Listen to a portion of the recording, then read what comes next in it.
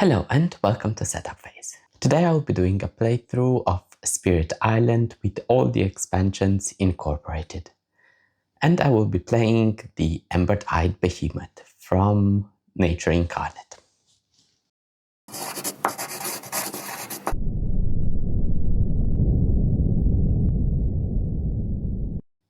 Amidst the boggier jungles, one might find a tree-covered hill, somewhat rocky, rising upwards from the dank and the damp. One might climb it to scout the lay of the land, or camp there for respite from the water snakes and warm muck below. But do not settle there, nor query that stone, for the hill is a spirit, immense and incarnate. It might be a living scale of the great serpent, or a dream given waking form, or a spirit wrapped around a great curse, enfolding it and containing it from spilling outwards. If you bother it, fire will kindle in its eyes, and it will rise and smash its way across the landscape. For the setup, we need to put 2 of our presents and our Incarna in the highest number wetland on your starting board that is adjacent to any jungle. We have 2 options, but the highest number wetland is number 5. We add 2 presences and our Incarna on the unpowered side there.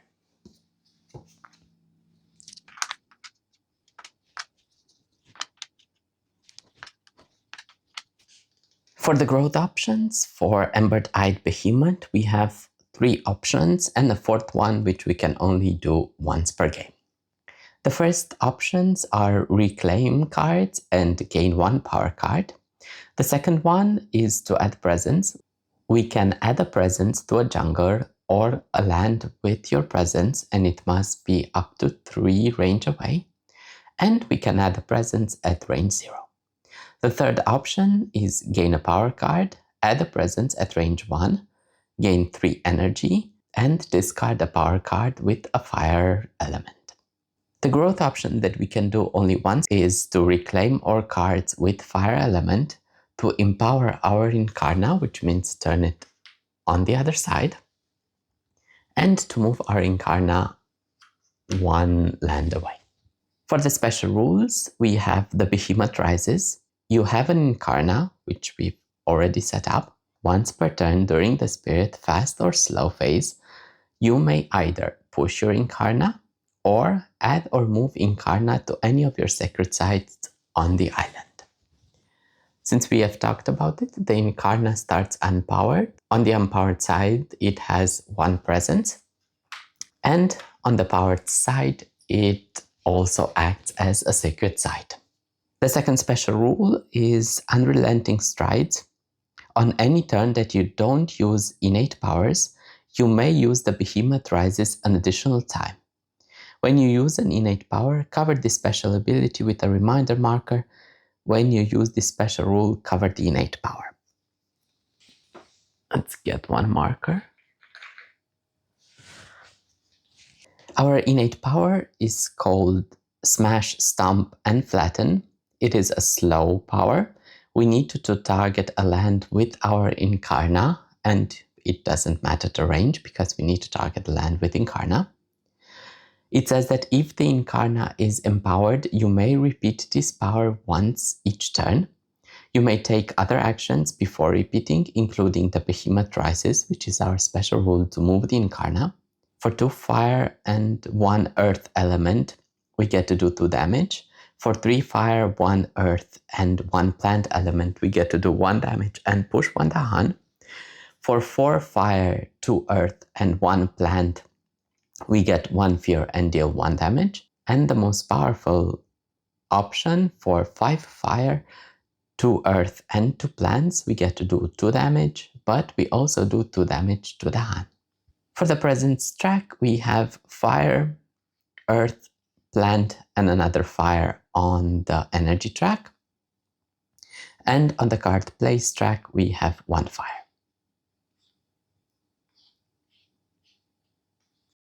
Let's take a look at our powers. We start with 4, 2 fast and 2 slow.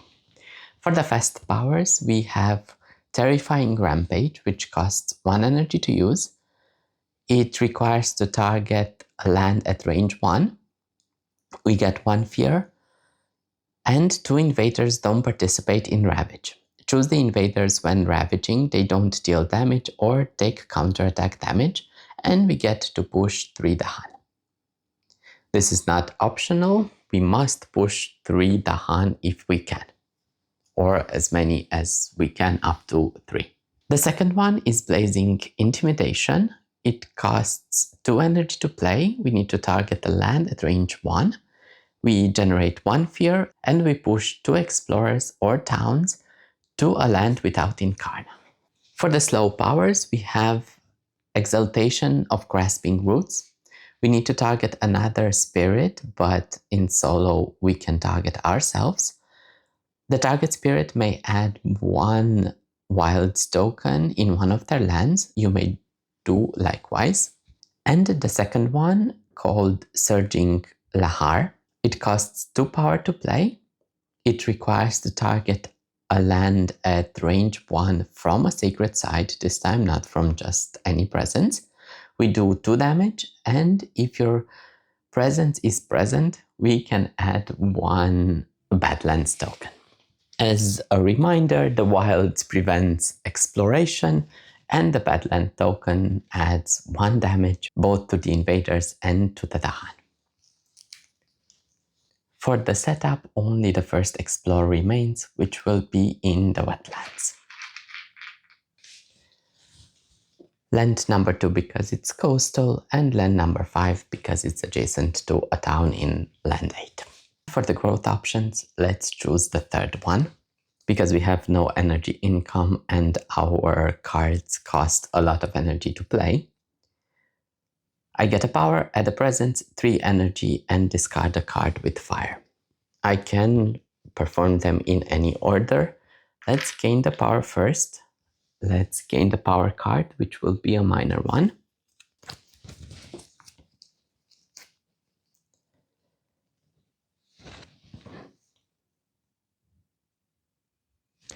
And let's choose Rights of Lands Rejection.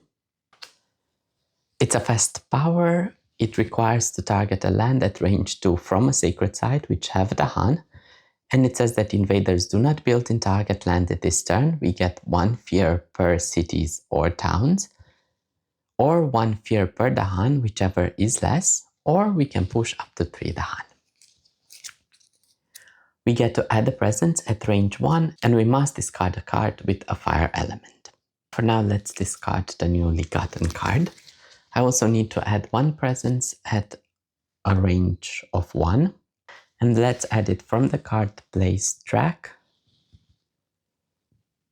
into land number 4. We can now play up to 2 cards. And let's play all of our slow powers, Exaltation of Grasping Roots and Surging Lahar, which costs 2 energy to play. We also have our special rule that allows us to move our Incarna, either push it, add, or move to any of your sacred sites on the island, but I won't use it just yet. This will mean that in the fast power phase, I don't have anything to activate. So we go to the invaders. No Blighted Island. In the first turn of the game, we discard the event. No fear yet. They don't ravage, but they will build in the wetlands. They build 1 town in land number 5. And in land number 2, I just discard disease token in order to prevent them from building. And they explore in the sands, which means land number 4 and land number 7 because they are adjacent to lands with towns. Let's move the invader cards and we go into the slow power phase. Let me start with my innate power. I have 2 fire, 1 mountain and 1 plant, which means I can do up to the second ability. For the first one, I get 2 damage, enough to destroy this town. which generates 1 fear. And for the next one, I get to do 1 more damage and push 1 Dahan, but there's no more Dahan there. I may also push the Incarna, and I will push it into land number 7. We now can use Exaltation of Grasping Roots and target myself, and I can add 1 Wilds into land number 4. And Surging Lahar, we need to target a land at range 1 from a sacred site. We only have a sacred site in land number 5. And let's target land number 8. This way it will prevent them from exploring around that area. We get to do 2 damage, enough to destroy this town and get 1 fear. And if our presence is present in that land, we get to add a Badlands token, but it is not. With this, I end the turn. I discard the cards. Nothing to heal. And we go into the next turn, where we need to choose our growth option. And I think I will choose the second one to add 2 presence. The first one allows me to add a presence to a jungle or a land with presence that needs to be up to 3 away. I will take it from the energy track and I will add it to land number 4. Or maybe, no, let's add it to land number 3 because we can add it to a jungle. And for the second presence, it needs to be at range 0. I will add it again from the energy track and add it to land number 4. I gain 2 energy from the energy track, and from now on I have 1 fire element in order to activate my abilities. I get to play 2 cards. I only have 2 cards left. Blazing Intimidation costs 2 energy, and Terrifying Rampage costs 1. They are both fast powers. Let's start with Blazing Intimidation. I need to target a land at range 1. I will target land number 4. I get 1 fear, and I may push 2 explorers or towns to a land without my Incarna. This means that I will push the explorer from land 4 into land number 2. And Terrifying Rampage, I need to target the land at range 1. I will target land number 2. I get 1 fear, which gets us 1 fear card. 2 invaders don't participate in Ravage. Choose the invaders when ravaging. They don't deal damage or take counterattack damage. And I must push 3 Dahan. I will push this Dahan into land number 4. Let's add a reminder here that I will need to remember Terrifying Rampage. I could move my Incarna with the special rule, but I won't. This means we go into the invader phase. We don't have Blighted Island yet. Let's see our event. Farmers seek Dahan for aid. We have a choice. We can spurn the invaders. On each board, we deal 2 damage to Dahan in a land with towns and cities and Dahan. On each board, add 1 blight to a land with at least 2 towns or cities, and towns and cities have -1 health to a minimum of 1 until the end of the turn. Or, on each board, add 1 town to a land with Dahan. The next normal Ravage becomes a build. While Ravage won't affect us, let's choose the first option. On each board, 2 damage to Dahan in a land with towns and cities, and Dahan, we don't have any. On each board, add 1 blight to a land with at least 2 towns or cities, we don't have any.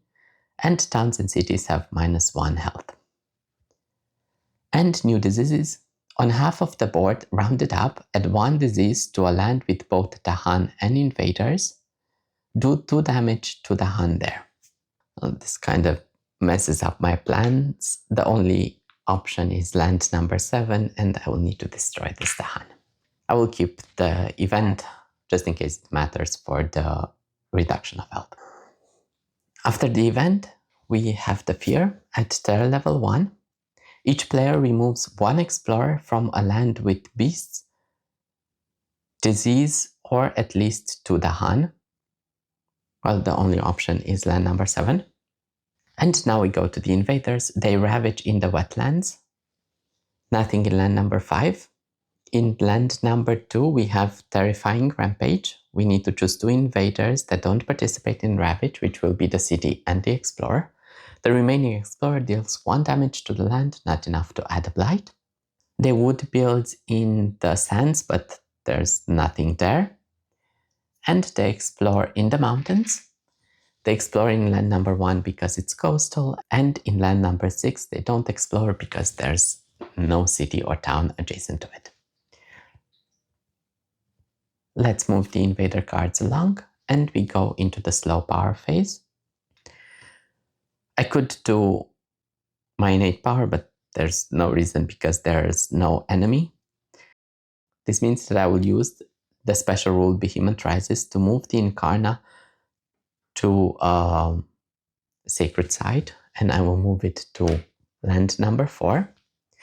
And because I haven't used my innate power, I can use Behemoth Rises again, and I will push my Incarna in land number 2. We go into time passes. We don't need this event anymore. Let's return the tokens. Nothing to heal. We discard the cards and we go into the next turn. I don't have any more cards in hand. I will choose the option that I can only do once per game to reclaim all cards with fire, which is all of them.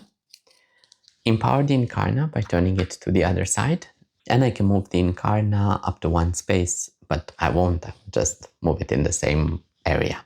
With the Incarna empowered, it now counts as a sacred site for targeting rules, and the innate power allows me to repeat it once each turn. I now gain 2 energy from the energy track, and I can play 2 cards. Let's use Exaltation of Grasping Roots and Blazing Intimidation, which costs 2 energy to play. We now go into the fast power phase. I won't yet use Behemoth Rises, but I will use Blazing Intimidation. I get 1 fear. I need to target the land at range 1. I will target land number 1 and push 2 explorers or towns to a land without Incarna. Let's push it from land number 1 to land number 4. No more things to do in the fast power phase. We go to the invaders. No blighted island. Let's check the event. We are in stage 2. On each board with exactly 1 coastal city, add 1 town to a coastal land without a city. Our options are land number 1 or land number 3. And let's add it to land number 3. In lands with disease or strife, invaders skip ravage actions. We don't have that. On each board, choose a land with towns, and the Han, push 1 town per to the Han there. Which is perfect because land number 3 has both towns and to the Han, and I can push this town into land number 2. No fear for the moment. We go into the ravage. They ravage in the sands, nothing in land number 7. In land number 4, they attack with a strength of 1, dealing 1 damage to the Dahan. It's not enough to add a blight, but the Dahan attack back with a strength of 2, destroying this explorer. They will build in the mountains, but they are not present in any of the 2 mountains. And they explore in the jungles, which will be only land number 3 because it is coastal. Let's move the invader cards. And there's no need to keep this event. We go into the slow power phase. I can use Exaltation of Grasping Roots to add 1 wilds, and let's add it to land number 3. Or maybe let's add it to land number 2 because our Incarna counts as presence as well. We can now do our innate power and we can move the Ember-Eyed Behemoth. We have 1, 2, 3 fire, 1 mountain and 2 plants, which means yet again we can do up to the second option. Let's start with 2 damage to this city. It now only has 1 more health remaining, and we can do 1 more damage and push 1 down. Let's do the last damage to the city as well. Destroying it generates us 2 fear. Because our Incarna is empowered, we may repeat this power once each turn, and I will repeat it in the same land. I do 2 damage to this town. We get 1 fear, which gets us 1 fear card. And 1 more damage, and I have to push 1 Dahan, but again, there's no Dahan there. I can use Behemoth Rises to move the Incarna by pushing it, and I will push it into land number 3. With this, I end the turn. I discard the played cards, and this Dahan heals. We go into the next turn where I need to choose a growth option. Let's choose the third one. I get 3 energy. I can add a presence at range 1, and I will add it from the card place track into land number 2. I must discard a card with a fire symbol, and I will discard Terrifying Rampage because they won't ravage anywhere. And I get 1 power card, which will be a minor as well. This time we have no fire. Let's choose Sucking Ooze. We need to target a land at range 1, which must be either a sands or a wetland. We get 2 fear if invaders are present, and we get to isolate the target land. Isolate means that the land is not a source of explorers and cannot be explored because it won't be adjacent to any other land. I finish with the growth. I can play up to 2 cards. And I also get 2 energy from the energy track. Let's play Surging Lahar and the new power card Sucking Ooze. The first power card costs 2 energy to play. In the fast power phase, I need to play Sucking Ooze. I can choose a land at range 1, which is sands or wetlands, and I will choose land number 2. We get 2 fear if invaders are present, which they are, and we get to isolate the target land. I could move the Ember-Eyed Behemoth, but I won't. Let's go to the invaders. No Blighted Island. Let's check the event. We are in Terra level 1. During the explore steps, invader explore at a +1 distance. Grim Toll. On each board, choose a land with disease in that land. Do 2 damage to invaders and 2 damage to the Han. This poor Han is gone. Fierce Man. 1 fear per land with invaders where the Han outnumber towns and cities. We don't have any. Let's keep it out so I remember to explore at the +1 range.